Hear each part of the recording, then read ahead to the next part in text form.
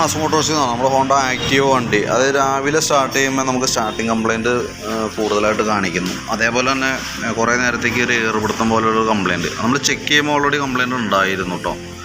അപ്പോൾ നമ്മൾ പരമാവധി നമ്മൾ കാർബറേറ്റർ കഴിച്ച് ക്ലീനിങ്ങൊക്കെ ചെയ്ത് നോക്കിയായിരുന്ന ദിവസമാണ്.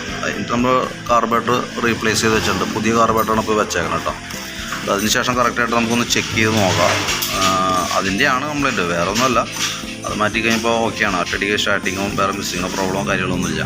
ഇപ്പോൾ നിലവിൽ നമുക്കതിന് 2596 രൂപ റേറ്റ് വരുന്നുണ്ട് കാർബറേറ്റർ അസംബ്ലി. 2596 കേട്ടോ. അപ്പോൾ ഞാനത് ക്ലിയർ ചെയ്ത് വെച്ചേക്കാം. അതിനുശേഷം നമുക്ക് ഉപയോഗിക്കാം. എന്തായാലും നമുക്കൊരു 3-4 ദിവസം ഉപയോഗിക്കുമ്പോഴത്തേക്കും കൃത്യമായിട്ട് എൻ്റെ കറക്റ്റ് സ്റ്റാറ്റസ് അറിയാം. ഓക്കെ. അപ്പോൾ ഞാൻ ഈ കാർബറേറ്റർ മാറ്റുന്ന കാർബറേറ്റർ ഓൾറെഡി വണ്ടിയിൽ തന്നെ വെച്ചേക്കാം. ഓക്കെ.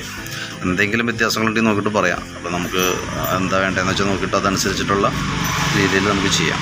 ഇപ്പോൾ നമുക്ക് അതിൻ്റെ കാർബറേറ്റർ ഫിറ്റിംഗ് ചാർജും വരും, നമുക്ക് ഈ കാർബറേറ്റർ അസംബ്ലിയുടെ എമൗണ്ടും വരും കേട്ടോ. അപ്പോൾ വർക്ക് കംപ്ലീറ്റ് ആയിട്ടുണ്ട്. അപ്പോൾ എപ്പോഴാണെന്ന് വെച്ച് കഴിഞ്ഞാൽ വണ്ടി വന്നെടുക്കാം നമുക്ക്. ഓക്കെ. കാർബറേറ്ററിൻ്റെ ആയിരുന്നു പ്രശ്നം.